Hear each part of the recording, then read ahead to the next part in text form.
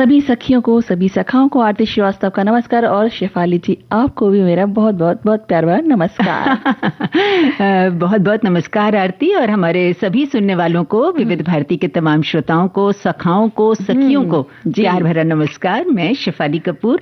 आज आरती और हम रहेंगे साथ साथ सखी सहेली के इस मंच में, और देख रही हूँ पिटारा आप जो है थोड़ा सा भरा हुआ है।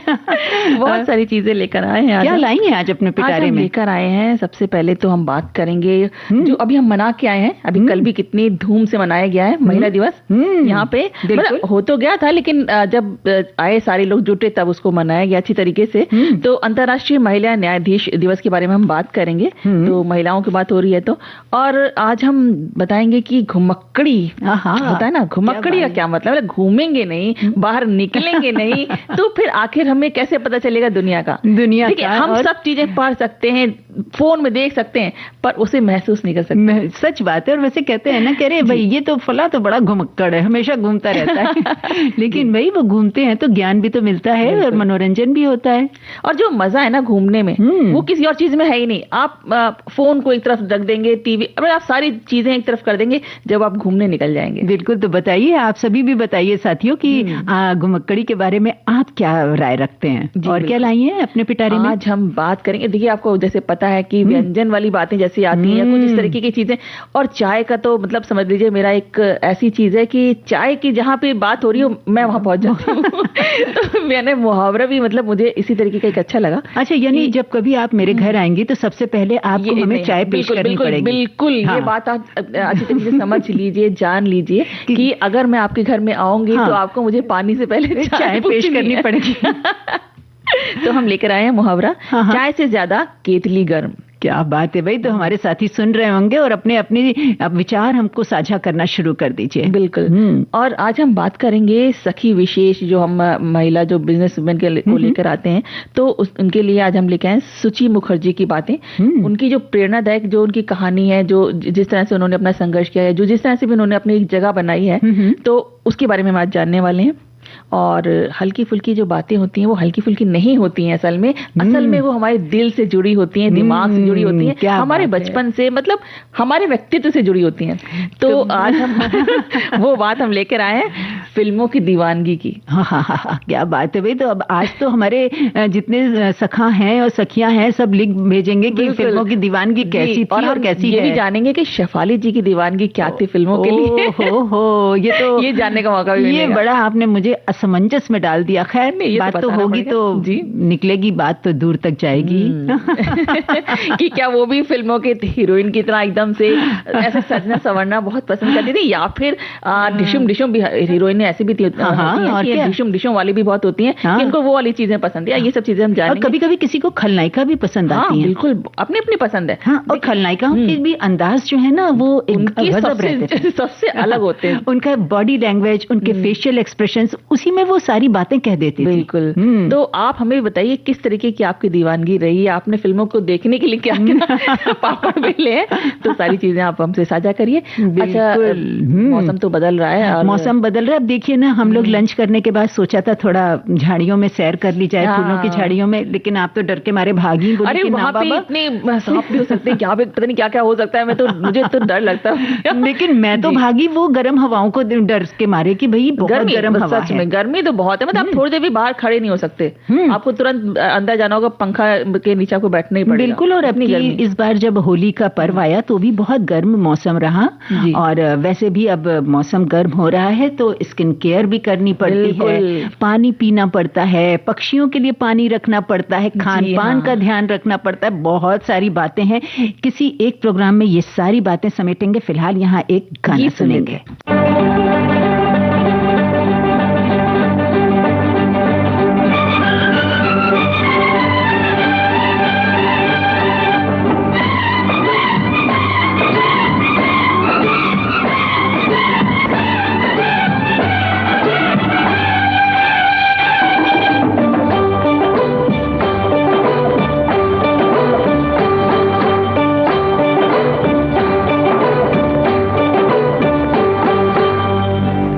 ओ हसीना कभी मोहब्बत न मैंने करनी थी, तुमसे ओ हसीना कभी मोहब्बत न मैंने करनी थी, मगर मेरे दिल ने मुझे धोखा दे दिया, मगर मेरे दिल ने मुझे धोखा दे दिया।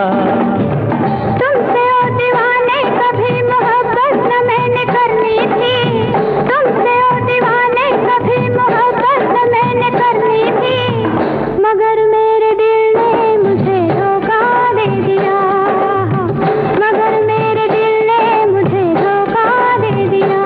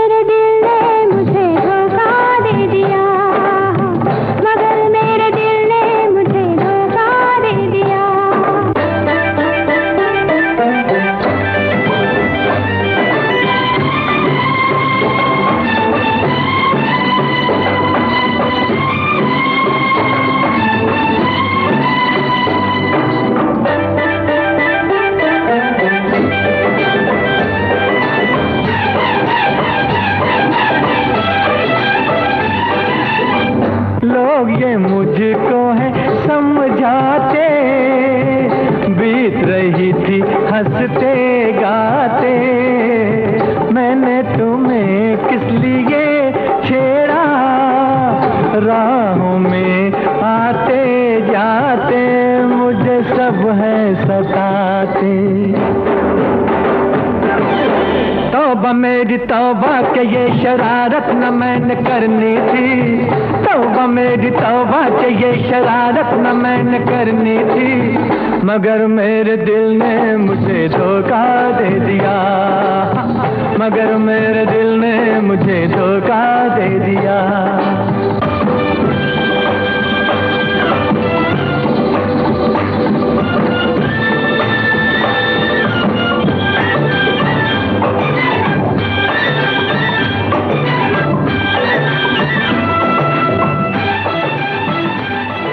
तो भाई मोहम्मद रफ़ी के साथ सुमन कल्याणपुर की आवाज़ों में ये गाना सुनकर आरती आप तो झूम उठी। गाना ही इतना अच्छा है, गाना ही इतना अच्छा है, और ये ऐसी आवाज़ें जो है ना वो लगता है कानों में रस घोल रही हूँ। जी बिल्कुल, क्या और मतलब सुन के लगता है कि हाँ एक अच्छा सा माहौल बन गया ना।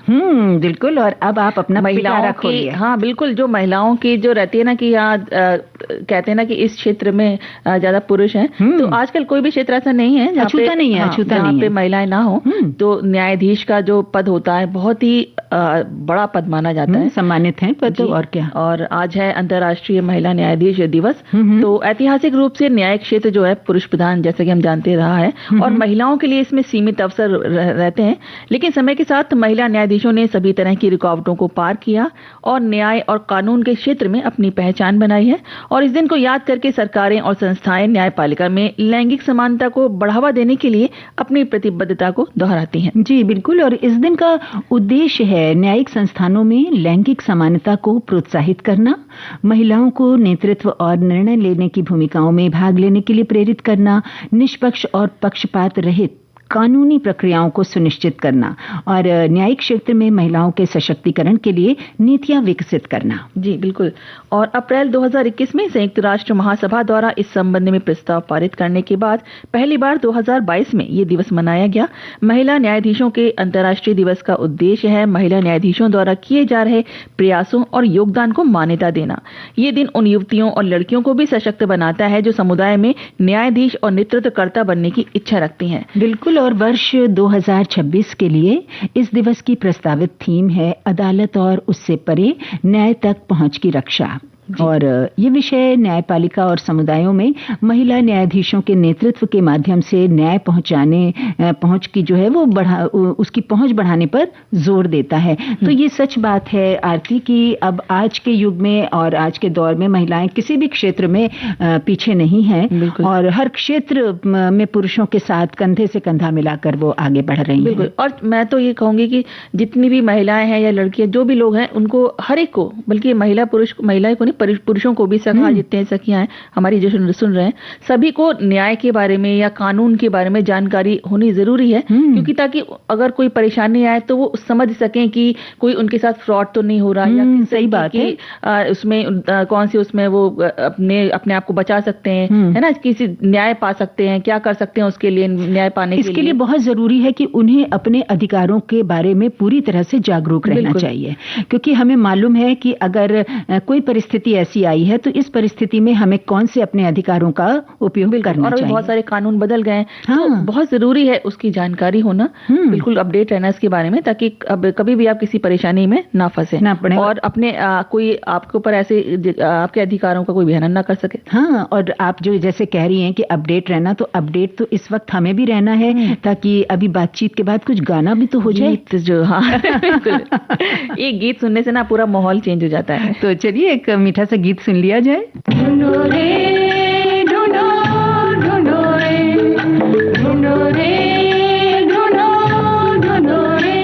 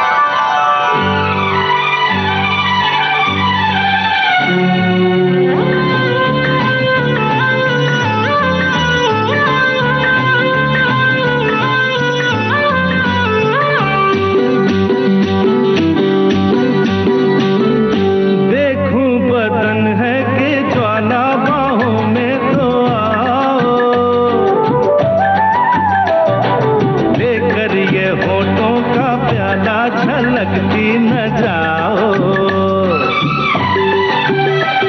ये देखूं बदन है कि ज्वाला बाहों में तो आओ, लेकर ये होठों का प्याला छलकती न जाओ।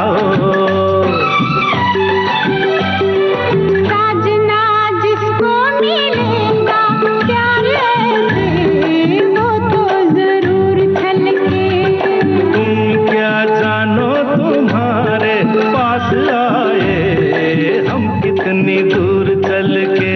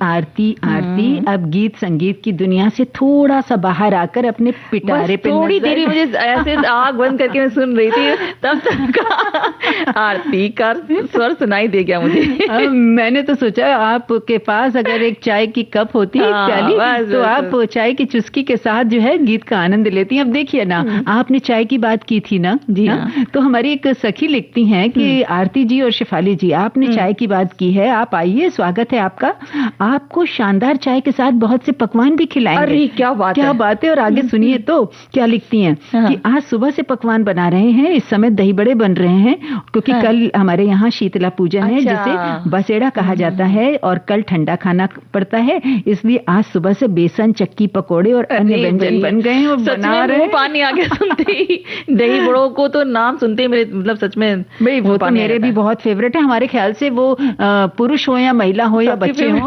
सभी के फेवरेट हैं वो हो, और पानी पूरी हो, फुल्की हो, ये सारी चीजें तो भाई क्या बात है। बहुत बहुत धन्यवाद, आपने हमें आमंत्रित किया, कोशिश करेंगे। और हमारे मुंह में पानी आ गया, उसको हमने सोच तो लिया ही, कम से कम उसको अपने कल्पना में तो हमने खा लिया है। नहीं, अभी कार्यक्रम के बाद कोशिश करते हैं चलने की, पता चल जाएगा कहाँ चलना है हम लोगों को, तो यहाँ से देखते हैं कैसा अगर समय रहा। लेकिन अगर यहाँ होंगी तब ना, अगर वो किसी और दूसरे शहर में रह रही होंगी तो कैसे तो मुझे मालूम नहीं, तो अपनी कल्पना को उड़ान देनी पड़ेगी हमें। अब देखिए ना, आप कल्पना को उड़ान देते हैं और हमारी जो देश की महिलाएं हैं वो कितनी उड़ान भर रही हैं। अब देखिए, सुचि मुखर्जी के बारे में ही आज आप जिक्र करने वाली हैं, तो बताइए जरा उनके बारे में कुछ। जी, तो सुचि मुखर्जी का जन्म हुआ 1973 में, और वो हरियाणा के एक मध्यम वर्गीय परिवार से आती हैं। उनकी शिक्षा की बात करें तो उन्होंने कैम्ब्रिज विश्वविद्यालय से अर्थशास्त्र और गणित में विशेषज्ञता के साथ कला स्नातक की उपाधि प्राप्त की। उन्होंने लंदन स्कूल ऑफ इकोनॉमिक्स से वित्त और अर्थशास्त्र में स्नातकोत्तर की उपाधि भी प्राप्त की थी, यानी कि उन्होंने गणित में विशेषज्ञता हासिल करी। कमाल है। और उन्होंने जुलाई 1998 में एक कंपनी में एक कर्मचारी के रूप में अपने करियर की शुरुआत की, और उनका पद कॉर्पोरेट वित्त के लिए वरिष्ठ सहयोगी का था। जी, सुचि ने उनके साथ 5 वर्षों से अधिक समय तक काम किया और दूरसंचार, मीडिया प्रौद्योगिकी और वित्तीय संस्थानों सहित विभिन्न क्षेत्रों में अपनी सेवाएं प्रदान की। जी, और इसके बाद जून 2003 में उन्होंने वर्जिन मीडिया में परिवर्तन और व्यवसाय विकास निदेशक के रूप में कार्यभार जो संभाला, और उनकी ग्राहक प्रभाग प्रबंधन टीम की सदस्य भी थी। और वर्जिन मीडिया में 2 साल काम करने के बाद सुचि मुखर्जी ने एक दूसरी बहुत प्रसिद्ध कंपनी ज्वाइन की। इसमें इसमें क्या हुआ कि जो व्यापार को जिस तरह से चलाना चाहिए वो कार्य प्रणाली कैसी होनी चाहिए, वो उनकी गहरी समझ उनके अंदर विकसित हुई। बहुत बढ़िया। और कितनी इनकी जो क्वालिफिकेशन है वो तो एक आश्चर्य करने वाली है। और उन्होंने कंपनी में एक ऐसे पद पर कार्यभार संभाला कि जिसमें नेतृत्व क्षमता की आवश्यकता थी। वर्ष 2006 में वो बिजनेस सेलर्स प्रोग्राम्स और सीएस की प्रमुख थी और विभाग में उनका प्रदर्शन एक्स्ट्राऑर्डिनरी था और उन्हें कंपनी के निर्देशक और कार्यकारी प्रबंधन टीम के सदस्य के रूप में पदोन्नत किया गया, जिसमें वो योजना, उत्पाद डिजाइन और विपणन के लिए जिम्मेदार थी। जी, और बहुत सारी जिम्मेदारियों ने उनके ज्ञान को बहुत बढ़ा दिया था और उन्हें एक लीडर के रूप में विकसित किया। और 2 सालों में ही उन्होंने 3 सीईओ परिवर्तनों के साथ एक स्टार्टअप को एक जो स्थापित इकाई होती है उसमें परिवर्तित होते देखने के व्यवहारिक अनुभव को प्राप्त किया और उसके बाद उन्हें कंपनी की नई प्रबंध निदेशक के रूप में पदोन्नत किया गया। और जहां उन्होंने अपना अधिकांश समय टीम की क्षमताओं, उत्पाद बिक्री, विपणन और ग्राहक सेवा कार्यों को बढ़ाने में व्यतीत किया, सूची ने वित्तीय व्यवस्था को भी नए सिरे से तैयार किया और मुख्य राजस्व स्रोतों की ओर पुनर्गठित किया। और कई संगठनों में कर्मचारी के रूप में अपने कार्यालय के दौरान उन्होंने अनजाने में एक उद्यमी मानसिकता विकसित कर ली थी। इतनी सारी उनके अंदर उन्होंने ज्ञान प्राप्त कर लिया था ना कि किस तरह से क्या करना है व्यापार में। तो वो उसी हिसाब से उन्होंने काम किया और वो खुद बनना चाहती थी और जो बिजनेस वुमेन और समाज में योगदान देना चाहती थी। एक दिन सुची मुखर्जी एक पत्रिका पढ़ रही थी। पन्ने पलटते हुए उनकी नजर एक बेहद खूबसूरत गहने की तस्वीर पर पड़ी जो उन्हें बहुत पसंद आया। उन्होंने तुरंत विक्रेता से संपर्क करके उसे खरीदने की ठान ली, लेकिन विक्रेता से संपर्क न कर पाने से उन्हें बहुत निराशा हुई थी। हालांकि इसी से उनके मन में एक विचार आया जो आगे चलकर लाइमरोड नामक भारतीय ई कॉमर्स दिग्गज कंपनी की नींव बना। और उन्होंने 2 महत्वपूर्ण बातें देखी और वो थी, ऐसी कोई भी उपभोक्ता तकनीक नहीं थी जो स्थानीय सहायक उपकरणों और उत्पादों की खोज को आसान और मनोरंजक बनाती हो। भारत में निर्मित और निर्यात किए जाने वाले उत्पादों के बारे में जानकारी देने वाला कोई ऑनलाइन प्लेटफॉर्म मौजूद नहीं था। जी, और सुची ने एक ऐसा प्लेटफॉर्म बनाने का फैसला किया जहां महिलाएं बहुत आसानी से खूबसूरत और किफायती उत्पाद को पा सकें। वो जानती थी कि महिलाओं को अलग अलग तरह के उत्पाद पसंद होते हैं और उनको ढूंढने में जो समस्या होती है उसका समाधान करना बहुत जरूरी होता है। और इसके लिए उन्होंने पाया कि लाइफस्टाइल उत्पादों का 21% उत्पादन भारत में ही होता है। हाँ, और इनमें से ज्यादातर विक्रेता वैश्विक और यहाँ कि राष्ट्रीय स्तर पर भी पहचाने नहीं जाते थे। उन्होंने एक्सेसरीज के स्थानीय बाजार को आसानी से सुलभ बनाने में एक बड़ा अवसर देखा। और लाइमरोड का राजस्व मॉडल बहुत सरल था। ये कमीशन आधारित था। विक्रेताओं द्वारा बिक्री होने पर लाइमरोड को पैसा मिलता था। जी, और टीम ने एक अच्छा उत्पाद बनाना शुरू किया। उन्होंने परिधान, एक्सेसरीज, घरेलू सामान और खाद्य पदार्थों जैसी श्रेणियों के कई ब्रांड्स होते हैं उनके साथ में सहयोग किया। और 2015 में उन्हें इन्फोकॉम द्वारा women of the year digital business पुरस्कार से सम्मानित किया गया। उन्हें वर्ष 2016 में unicorn women entrepreneur of the year पुरस्कार से भी सम्मानित किया गया था। वाकई ये तो उनके बारे में सुनकर और जानकारी लेकर कितना अंदर अच्छा अनुभव हो रहा है। और लाइमरोड के विचार ने ई कॉमर्स बाजार में हलचल मचा दी, खासकर महिला उद्यमियों के लिए। विदेश में आरामदायक नौकरी करने वाले और भारत लौटकर समाज में योगदान देने वालों का जो फैसला करने वाले लोग जो होते हैं ना, वो बहुत कम होते हैं। सुची मुखर्जी जो हैं उन्हीं में से एक हैं। एक बात तो तय थी कि अनिश्चितताएं तो आएंगी ही, लेकिन उन्होंने समाज के लिए कुछ सार्थक करने का निश्चय कर लिया था। बिल्कुल, और उनकी नेतृत्व क्षमता के कारण उनका अटूट दृढ़ संकल्प और काम और परिवार के बीच संतुलन बनाने की क्षमता ही उनका सफलता का कारण बनी। एक साधारण सा विचार उनके अंदर एक आया था एक किताब पढ़ते हुए। उसको लेकर कंपनी को एक लोकप्रिय ऐप बनाने तक सुची मुखर्जी ने बड़ी उपलब्धियां हासिल की। उनके समर्पण और कड़ी मेहनत से आने वाले उद्यमियों को बहुत कुछ सीखना चाहिए। बिल्कुल, और हमारे जो भी सखियां हैं और सखा हैं वो इस वक्त सुन रहे हैं और हमें कॉमेंट भी कर रहे हैं कि उनकी ये जो जानकारी है वो हम तक पहुंच रही है। और जैसे कि हम लोगों ने जो आपने बताया इन्हें, वैसे ही हमारी सखियां भी लिख रही हैं कि इनका जन्म 1973 में हुआ था और इन्होंने स्नातकोत्तर की उपाधि पूरी करने के तुरंत बाद अपना करियर जो है वो शुरू कर दिया था। और वैसे भी देखिए ना आरती, आप कि हमारी जो सखियां हैं या हम जो महिलाएं हैं, कभी कभी ऐसा होता है कि दूर दराज में अभाव तो रहते ही हैं और सहूलियतें भी नहीं रहती हैं। उस पर भी हिम्मत नहीं हारती हैं, क्योंकि उन्हें मालूम रहता है कि अपने लक्ष्य को हमें पाना ही पाना है। सहूलियत या के पीछे भागने वाले लोग बहुत पीछे छूट जाते हैं। हाँ, बस जो है उसी में आप शुरू हो जाइए, बिल्कुल। बाकी चीजें आपकी हेल्प अपने आप होती चली जाएगी, क्योंकि आपकी मंजिल आपका इंतजार कर रही होती है ना। कहीं करती होगी वो मेरा इंतजार, जिसकी तमन्ना में फिरता हूँ बेकरार। कहीं करती होगी वो मेरा इंतजार,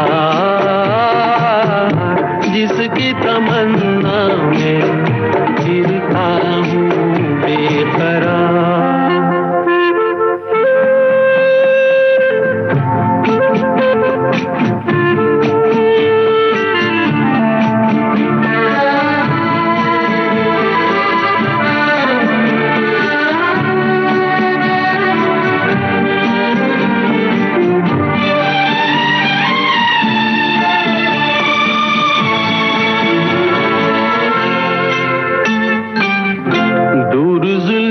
की छाँवों से कहता हूँ मैं हवाओं से, उसी बुत की अदाओं के अफसाने हजार,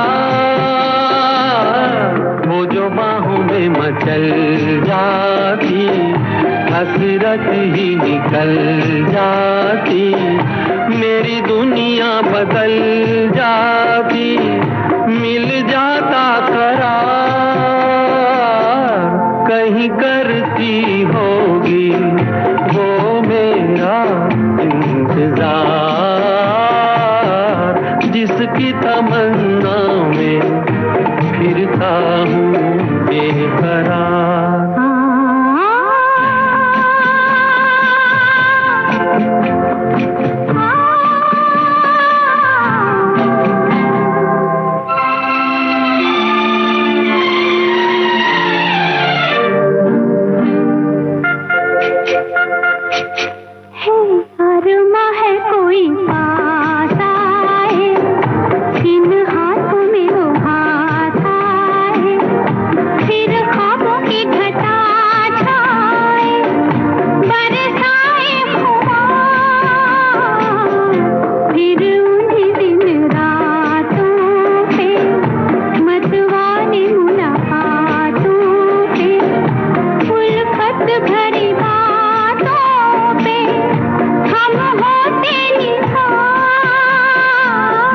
कहीं करती होगी वो मेरा इंतजार,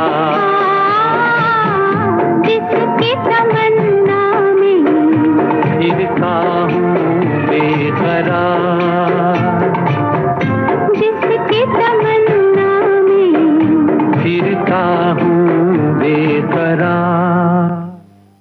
हाँ, तो आरती, वैसे सचमुच जब मंजिल कहीं इंतजार कर रही होती है तो मन में एक उत्साह भी रहता है। अब हमें मालूम है कि अगर हमें इसी क्षेत्र में जाना है, हमारी मंजिल यही है, तो कुछ भी हो जाए, लाख तूफान आए, लेकिन हम अपना प्रयास कभी कम नहीं करेंगे, क्योंकि हमें पता होता है ना सफलता तो हमें मिलेगी मिलेगी, क्योंकि हमें उसे जब किसी भी चीज को हम पूरी तरीके से, पूरे मन से, पूरी लगन से उसकी तरफ बढ़ते हैं ना, तो वो मिलकर ही रहती है। बिल्कुल, और अपना जो डेडिकेशन है वो बिल्कुल हमें कम नहीं करना है। और बहरहाल यहाँ थोड़ा सा इंतजार हमारे श्रोताओं को करना होगा, एक छोटे से अंतराल को हम लेंगे।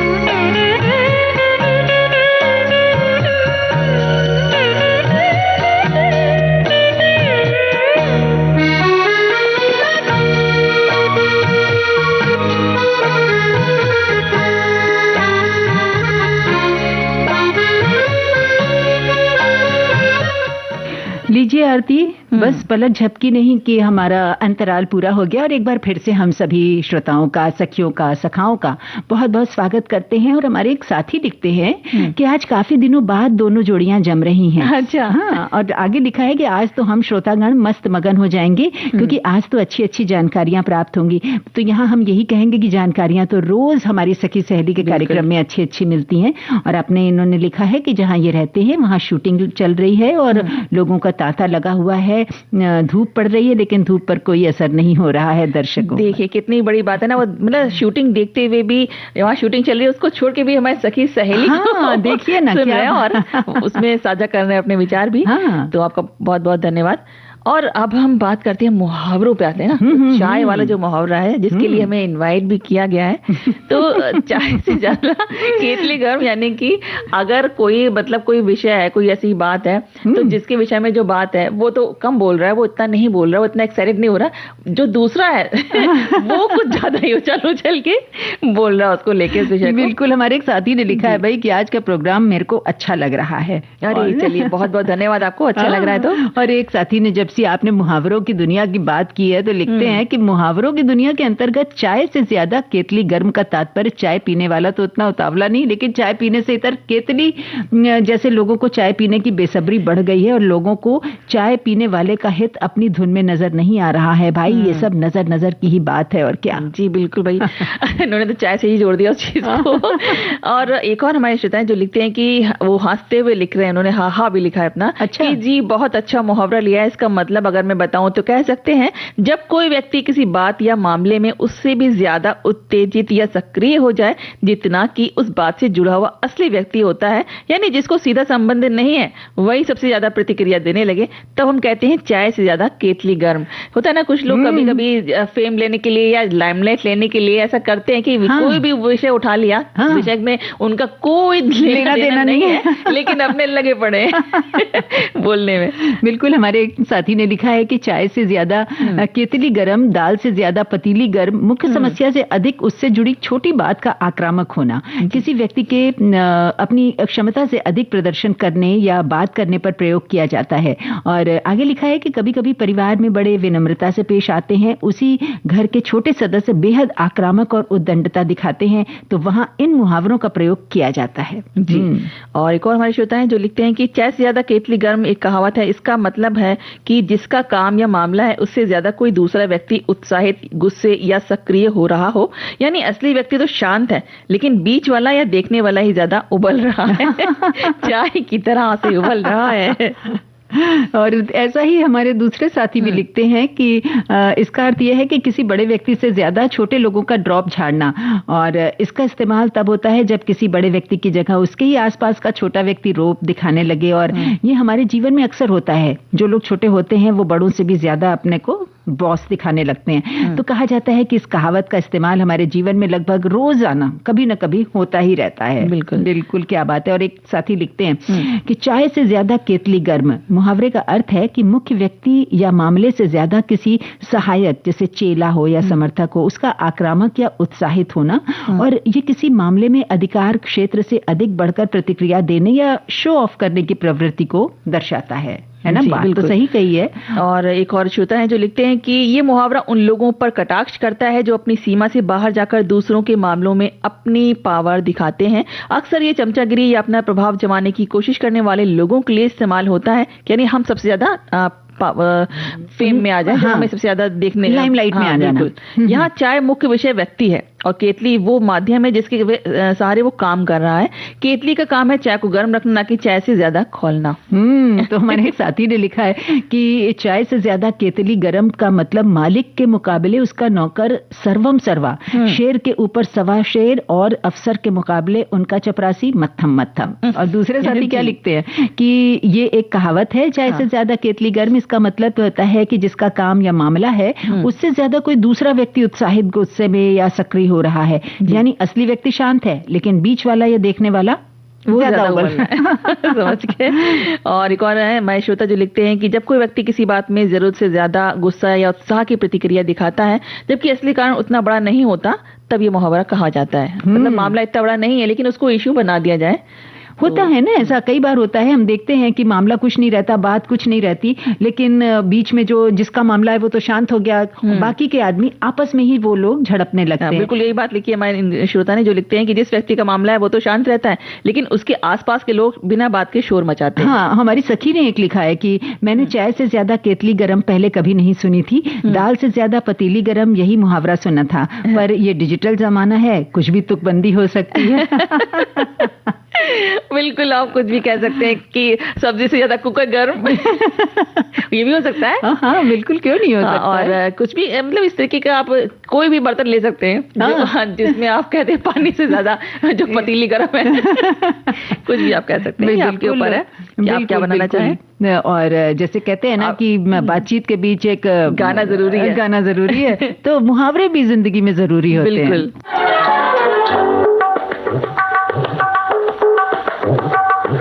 दिल लगा कर हम ये समझे जिंदगी क्या चीज है, दिल लगा कर हम ये समझे जिंदगी क्या चीज है, इश्क कहते हैं किसे और आशिकी क्या चीज है, दिल लगा कर हम ये समझे।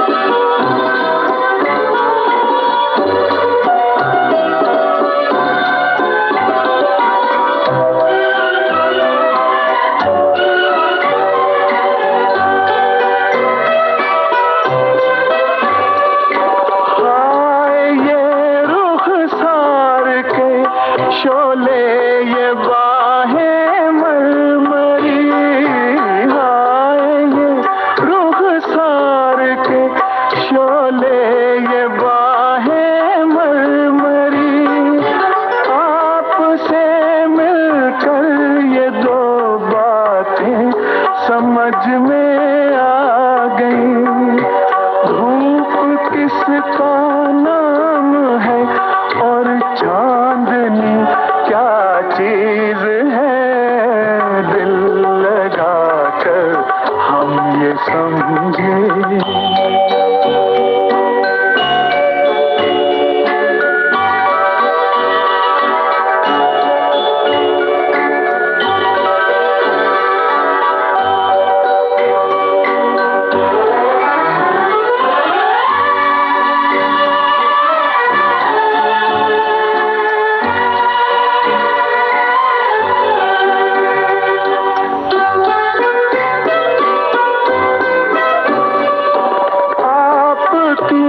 शोखी ने क्या क्या रूप दिखलाए हमें, आपकी शोखी ने क्या क्या रूप दिखलाए हमें, आपकी आँखों ने क्या क्या जाम पिलवाए हमें, होश खो बैठे तो जाना बेखुदी क्या चीज है, दिल लगा कर हम ये समझे जिंदगी क्या चीज है, दिल लगा कर हम ये समझे।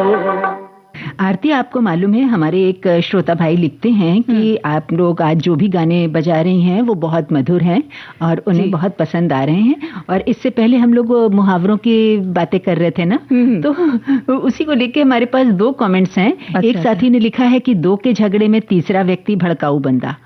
तो हमारी एक दूसरी सखी लिखती हैं कि हमारे घर प्रांतीय भाषा में कहा जाता है मुर्गी से ज्यादा चूजा फुदक रहा है। वाह, क्या बात है। मतलब वही कहने का मतलब है कि आप उसी मुहावरे को अपने अपने तरीके से, अपने अपने क्षेत्र के हिसाब से उसको चेंज कर बदल लेते हैं उसको। हाँ, बिल्कुल बिल्कुल बिल्कुल।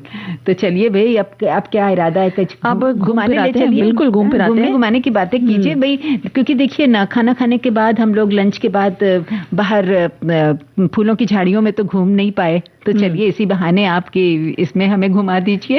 अर्जा, चाय की बातों को लेकर बहुत सारे कमेंट्स आ गए हैं, लेकिन अब हम चूंकि दूसरे सेगमेंट की ओर बढ़ चुके हैं, इसलिए जो है अब हम इसमें तो नहीं घुसेंगे, क्योंकि ढेर सारी चाय की बातें हैं और मुहावरों की बातें हैं। तो जो जैसा कि घुमक्कड़ी की बातें हो रही हैं, तो राहुल सांकृत्यायन के अनुसार घुमक्कड़ी यानी यात्राएं ज्ञान बढ़ाने का सर्वोत्तम साधन है जी, जो व्यक्ति को चिंता मुक्त बनाकर नए अनुभवों, संस्कृतियों और स्थानों से परिचित कराती हैं। इसके बारे में आप क्या कहती हैं कि हम ठीक कह रहे हैं या नहीं? बिल्कुल बिल्कुल, आपने सही कहा इसके बारे में। और घुमक्कड़ी हमें नई संस्कृतियों, लोगों और परंपराओं के बारे में सिखाती है, और सिर्फ पढ़कर हम नहीं जान सकते जब तक कि हम घुमाएंगे नहीं, है ना? बिल्कुल।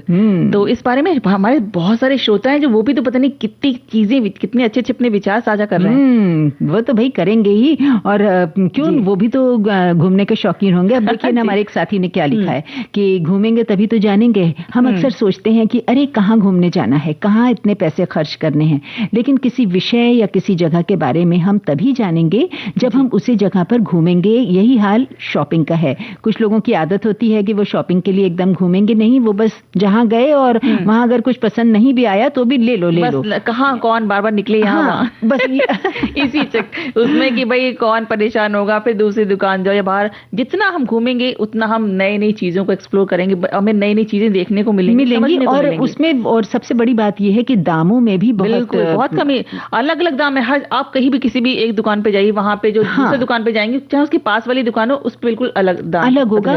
और हमने तो कभी कभी ये भी देखा है आरती कि आप चाहे बड़ी दुकान से लें या बाहर किसी छोटी दुकान से लें या रोड शॉपिंग करें, चीज सेम टू सेम मिलती है, लेकिन बस वो दाम अपना एक ब्रांड का दाम हो जाता है। फिर वो आप मॉल से ले रही हैं उसका दाम होता है, या आप सड़क के किनारे कोई अच्छी शॉप बनी है उससे ले रही हैं, या फिर आप किसी ठेले वाले से। मुझे तो अच्छा लगता है अलग अलग जगह, क्योंकि अलग अलग चीजें देखने को मिलती हैं। फिर थोड़ा सा घूमना हो जाता है, ना कि बस एक जगह आके बस बैठ गए वो बैठ जाने वाला से उठ नहीं रहे। क्योंकि हमने देखा है कभी कभी जब जेंट्स के साथ कभी भी जाओ तो उनका कहना यही रहता है, भाई हम तो नहीं इतनी देर तक बैठ सकते, तुम्हें जो लेना हो फटाफट एक दुकान से लो और चलो। तो एक हमारे साथी हैं, तो वो कहते हैं कि सही बात है, घूमेंगे तभी तो जानेंगे। पिछले साल हमने उत्तराखंड और हिमाचल की सैर की, और क्या बात है भाई, क्या बात है। नाम में इनके बहुत बड़ी बात लगती है। तो वहाँ की संस्कृति, वहाँ का रहन सहन, वहाँ के त्योहार, वहाँ का खान पान, इन सब की हमें वहाँ जाने की बहुत महत्वपूर्ण जानकारियां मिली, क्योंकि वहाँ जाकर ही समझा जा सकता है। बिल्कुल, क्योंकि हिमाचल को अगर जानना है तो आप फोटो देख के नहीं समझ सकते, आपको जाना ही पड़ेगा। नैनीताल जाने पर वहां जाने का मन मतलब जाने वाला था। नैनी महोत्सव में हमें शामिल होने का अवसर मिला और बहुत अच्छा लगा। मतलब यही तो होता है, आप वहां जा रहे हैं, हिमाचल हो जाए, नैनीताल हो जाए, इस तरीके की जगह पे जो वहां के अपने महोत्सव होते रहते हैं, वहां की संस्कृति भी हमें जानने को मिलती है, संस्कृति देखने को मिलती है। वहां का खान पान, रहन सहन और क्या प्राकृतिक सुंदरता है, वो सब देखने को जो मिलता है ना, वो बिल्कुल उसकी तो आप शब्दों में व्याख्या ही नहीं कर सकते। और प्राकृतिक सौंदर्य जो है वो जब तक हम वहां जाएंगे नहीं, उसको महसूस नहीं करेंगे, तब तक नहीं हो सकता। और हमारे एक साथी ने लिखा है कि यात्राएं हमें दिखाती हैं कि दुनिया कितनी विशाल और विविधतापूर्ण है। अलग अलग राज्यों या देशों में जाने पर खान पान, पहनावा, भाषा और रहन सहन में अंतर दिखता है, जो हमें सिखाता है कि भिन्नता में ही एकता है। अनजान लोगों से मिलना और उनसे बात करना और हमें पूर्वाग्रहों से ऊपर उठाकर मानवता का पाठ पढ़ाता है। और यात्रा के दौरान जब हम मुश्किलों का सामना करते हैं तो आत्मविश्वास बढ़ता है। ये बहुत अच्छी बात इन्होंने कही है। और ये हमें सिखाता है कि विपरीत परिस्थितियों में कैसे जीना है। इसके अलावा प्रकृति के करीब रहने से मानसिक तनाव कम होता है और घुमक्कड़ी से शारीरिक स्वास्थ्य भी बेहतर होता है। और हमारे जो श्रोता हैं वो लिखते हैं कि लिखती हैं श्रोता कि हमारे घर में मेरा बड़ा भाई इतना घुमक्कड़ है कि ऐसा लगता है कोई भवरी लगी हो उसके पैरों में। लगता है ना कि हाँ चलो बस निकल जाए। ऐसे लोग बहुत ज्यादा खुश रहते हैं और कभी टेंशन में नहीं रहते। सबसे बड़ी चीज ये कह रही है। और एक और छोटा सा बात कही, एक हमारे जो श्रोता हैं वो लिखते हैं कि मैं तो राहुल सांकृत्यायन का फैन हूँ। मैंने पूरा भारत घूमा है। क्या बात है, ऐसे लोगों से तो सच में मिलकर अच्छा लगता है। और 65% बाइक से घूमा हूँ। घूमने से बहुत कुछ सीखने को मिलता है। और जो लोग बाइक या कार या कुछ लोग साइकिल भी निकाल लेते हैं, तो रोड पे के साथ में जाते हैं, घूमते हैं ना, उनका घूमना सच मायने में, क्योंकि वो पूरे भारत को देखते हैं, समझते हैं एक एक चीज को, क्योंकि वो छोटी छोटी जगह भी पड़ती है ना रास्ते में, वो पूरा सब कुछ देखते हुए जाते हैं। कस्बे हैं, गांव हैं, और वहाँ के रहन सहन, वहाँ की जो शैली है, वो असली भारत दर्शन है। असली भारत दर्शन भी कहते हैं ना, सैर कर दुनिया की गाफिल, जिंदगानी फिर कहाँ। ये हमारे साथी ने लिखा है कि ये पंक्ति, मुझे लगा आप पढ़ रही मैं पढ़ रही हूँ अपने साथ, जो हमारे श्रोताओं ने लिख भेजा है कि ये पंक्तियां आज भी उतनी ही प्रासंगिक हैं। यात्रा करना केवल मनोरंजन का साधन नहीं, बल्कि खुद को और दुनिया को खोजने की एक प्रक्रिया है। जब हम अपनी आरामदायक दुनिया से, यानी अपना जो हम लोगों का एक होता है ना, अपना कंफर्ट जोन जो होता है, उससे बाहर निकलकर अनजान रास्तों पर चलते हैं, तब वास्तव में ज्ञान के नए दरवाजे खुलते हैं। किताबें या इंटरनेट हमें जानकारी दे सकते हैं, लेकिन अनुभव नहीं दे सकते। बहुत सही बात कहा है इन्होंने। और एक और हमारे श्रोता जो लिखते हैं कि सफर सिर्फ दूरी तय करना नहीं होता, ये अपने भीतर की सीमाओं को भी तोड़ता है, नजर को विस्तार देता है, अनंत दृष्टिकोणों से जीवन और दुनिया को देखने के लिए बाध्य करता है। घूमेंगे तभी तो जानेंगे। क्या बात है भाई, क्या बात है। और एक साथी ने भी यही लिखा है कि घूमेंगे फिरेंगे तभी तो जानेंगे कि बाहरी दुनिया कैसी है, वरना कुएं के मेढक या कछुए की तरह कुएं तक ही हमारा दुनिया से जुड़ा ज्ञान सीमित रह जाएगा। इसलिए आदमी चलता फिरता घूमता भला और पानी बहता भला, क्योंकि एक जगह जमा पानी का तालाब भी कभी कभी गंदगी बढ़ाता है। तो क्या इरादा, एक गाना हो जाए क्या? बिल्कुल, एक गीत हो जाता है, उसके बाद बातचीत का सिलसिला बढ़ाएंगे जी।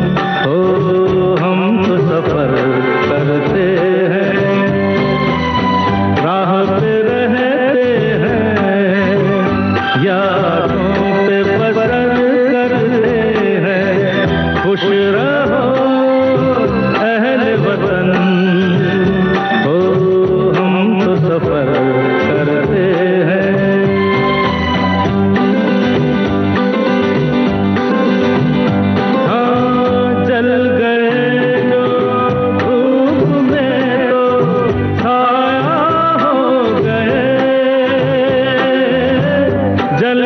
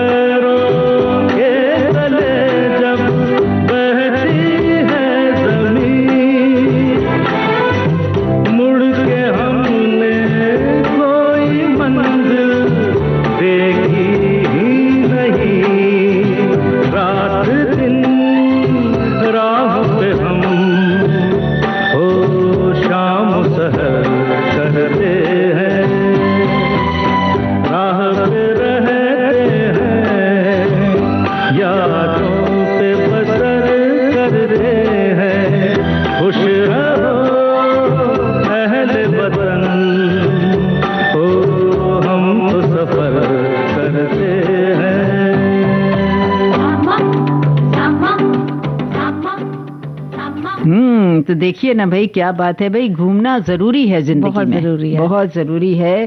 और जितना आप घूमेंगे उतना ही आपके ज्ञान बढ़ेगा और आपको हर तरह की संस्कृति का अनुभव होगा। बिल्कुल।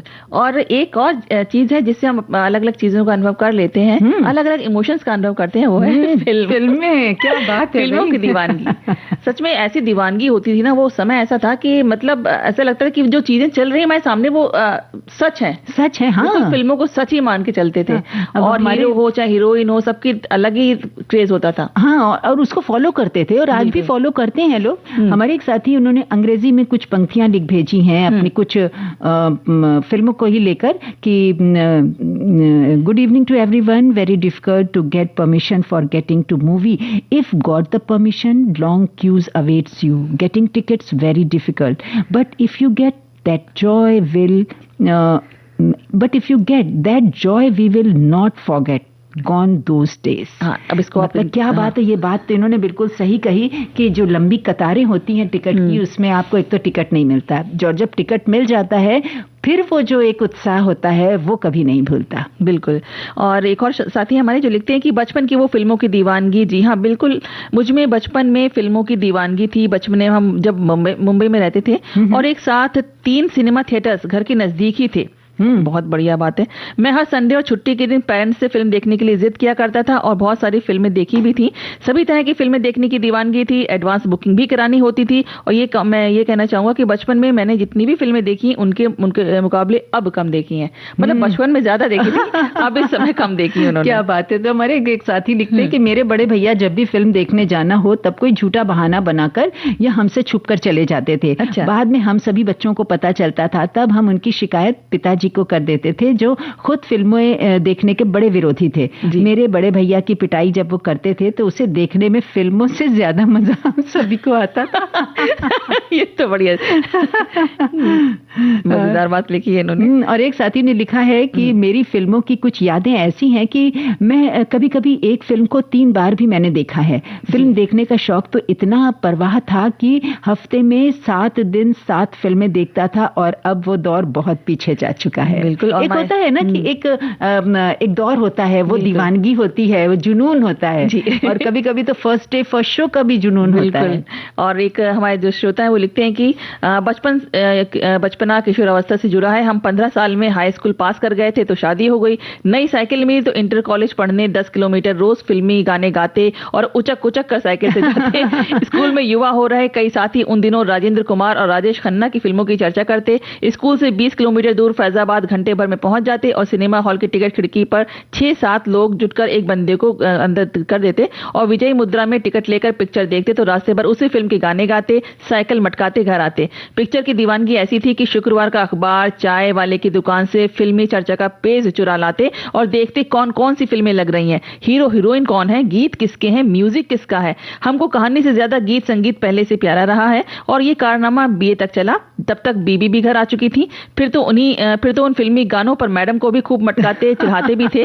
वो गांव देहात की बहुरिया कभी फिल्म की चर्चा भी नहीं करती थी। जब हम 20 साल के हुए और नौकरी में लग गए तब उसे फिल्म दिखाने गोरखपुर ले गए। हमारी दीवानगी तो ऐसी थी कि नौकरी में रहते रात का शो रोज किसी न किसी हाल में हम देखते ही थे। क्या बात है, बहुत बहुत बढ़िया उन्होंने अपने एकदम साझा करी है पूरी। तो हमारे एक साथी और लिखते हैं कि बचपन में जब मैं 10 साल का था तब मैं होजाई असम में था और मेरे फादर की कपड़े की दुकान थी और उस दुकान के सामने लक्ष्मी टॉकीज हॉल था। बस हमारे एक दोस्त का रिश्तेदार गेटकीपर था।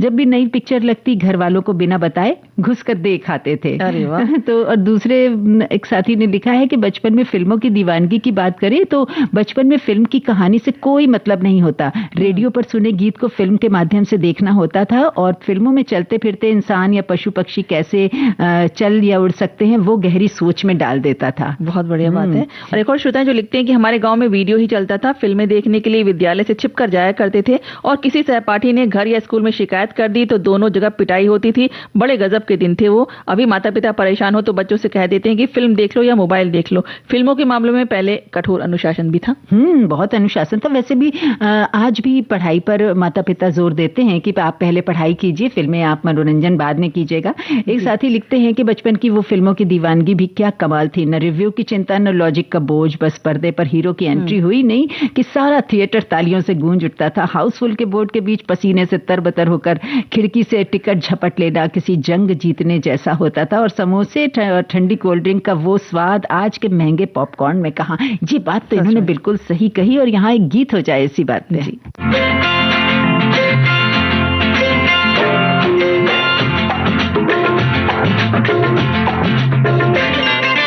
एक दिन सपने में देखा सपना, क्या? अरे वो जो है ना अमिताभ अपना बच्चन, मार्केट से आउट हुआ, लोगों को डाउट हुआ, मेरी वजह से वो गया गया गया गया। किस्मत तो बदली, क्या कहूँ रियली, मैं अमिताभ हो गया। हो सपने में देखा सपना। एक कमेंट आया है, लिखते हैं कि जब मैं 15 साल का था तब मैंने 3rd क्लास में एक दिन में 3 पिक्चर देखे थे, मैटनी, इवनिंग और नाइट शो। तब टिकट था ₹1.05 का। दाएं में हेमा मालिनी, बाएं में जीनत अमान, सामने रेखा पीछे जो देखा। दाएं में हेमा, बाएं में जीनत, सामने रेखा पीछे जो देखा। तो क्या हुआ? रत्ना खड़ी थी, हाथ में छड़ी थी, देखते देखते मैं भाग रहा था, देखा मैं जाग रहा था। ओ सपने में देखा सपना। भाई हमारे एक साथी लिख रहे हैं कि आपके मधुर ठहाके, मीठे गीत और महत्वपूर्ण जानकारियों के साथ आप लोगों का प्रस्तुतिकरण जो है वो बहुत आनंद आ रहा है। बिल्कुल। और एक हमारे श्रोता है, उनकी भी हम बात पढ़ देते हैं। हाँ। वो लिखते हैं कि फिल्में अपने समय से आगे की थीं और मनोरंजक होने के साथ साथ शानदार कलाकारों से सजी थीं। उस दौर में फिल्में, संगीत और कहानियां जादुई थीं, जो हिंदी सिनेमा के सुनहरे इतिहास का हिस्सा है। बचपन की वो दीवानगी चाहे टीवी पर हो या थिएटर में एक गहरा भावनात्मक रिश्ता बनाती थी। क्या बात है। बड़ा अनाड़ी है, मेरे साथ मैच हो गया गया गया गया। अरे मारा जो छक्का तो कैच हो गया। फुटबॉल में क्रिकेट? हाँ, कहा ना। सपने में देखा सपना, ओ सपने में देखा सपना।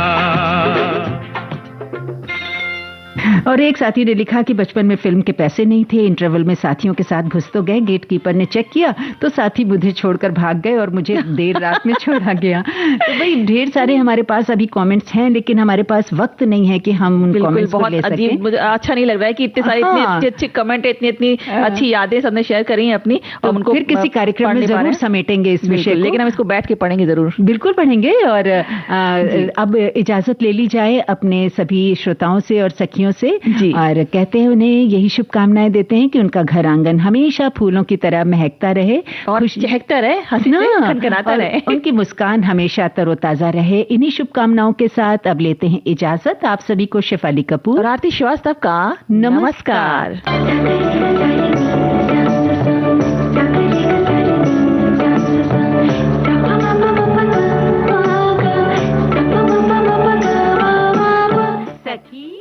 सखी सहेली कार्यक्रम की प्रस्तुतकर्ता अनुश्री पाठक।